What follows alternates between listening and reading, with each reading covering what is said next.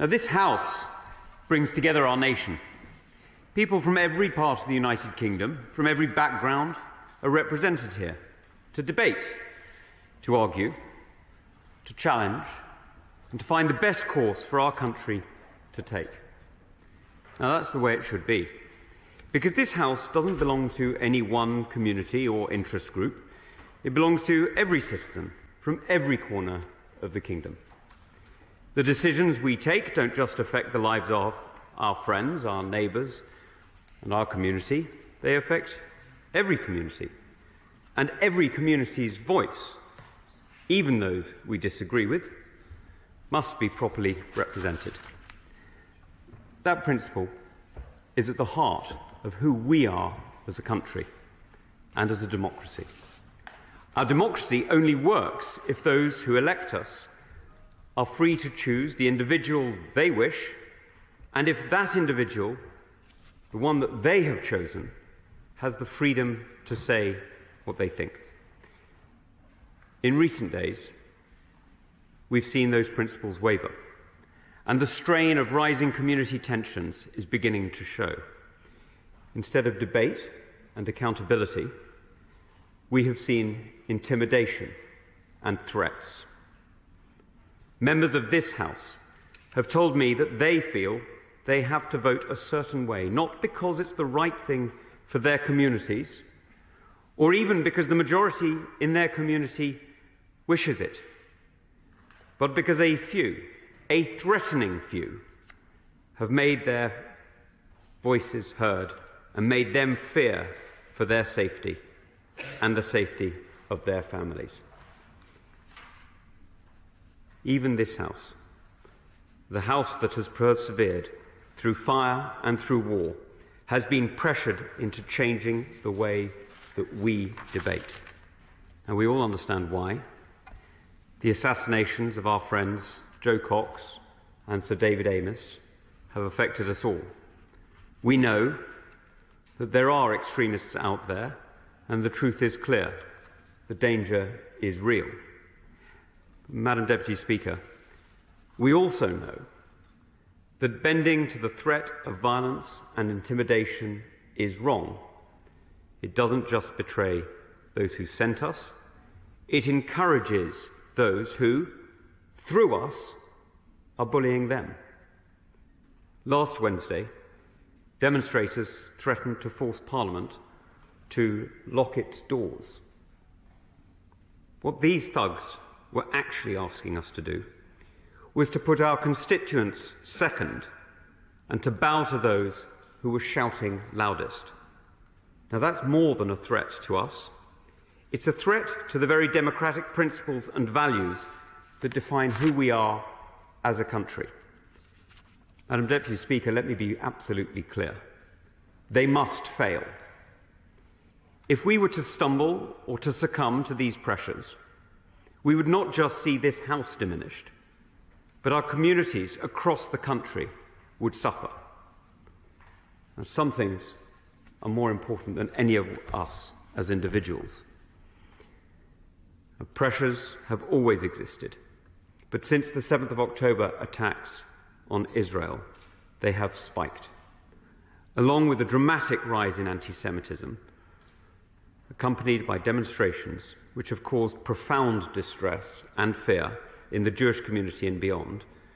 We are seeing a darkness return to our streets. British Muslims also face threats. Islamist extremists call other Muslims apostates unless they are willing to destroy the society that has given everyone, including many, many expressions of Islam practiced here today, the freedom to worship as they choose.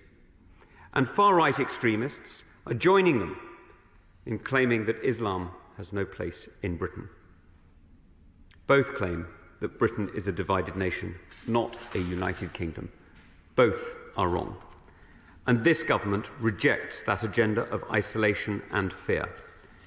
We will ensure that all voices in our democracy are heard. We are ensuring that those who have been elected to serve their community are able to do so without fear.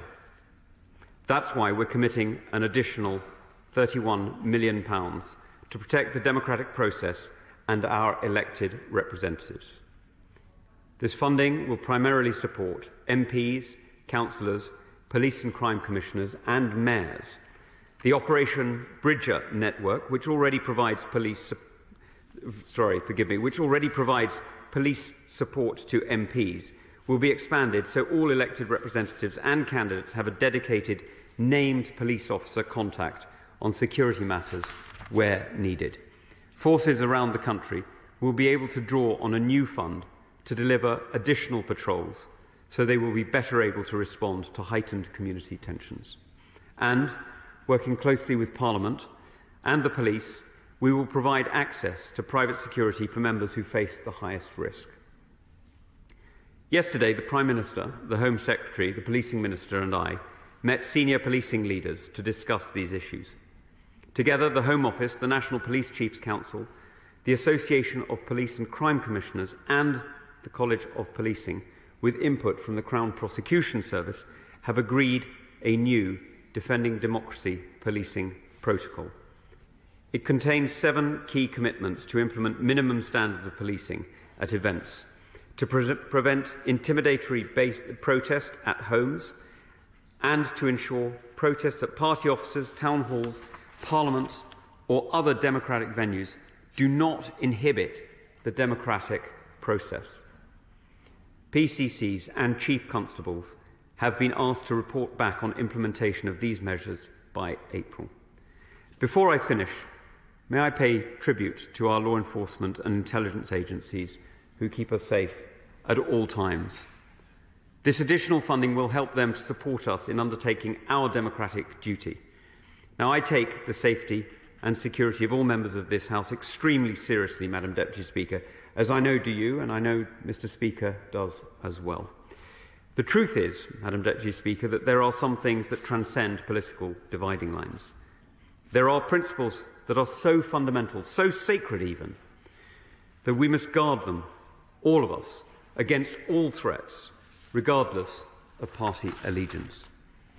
Defending our democracy is at the core of who we are as a nation. It is the living expression of the concepts of freedom of thought and freedom of speech. As we legislate and debate, as we argue and criticise, we must be robust. We must continue to test ideas and each other in order to serve the British people best. And we must challenge each other and remember that this isn't just about us. We are only the temporary guardians of liberties that we have inherited. Today it is our turn to defend them. This is our watch. And it is for us to rise above the fray and to say, with total clarity, we will not be cowed. We will not be silenced.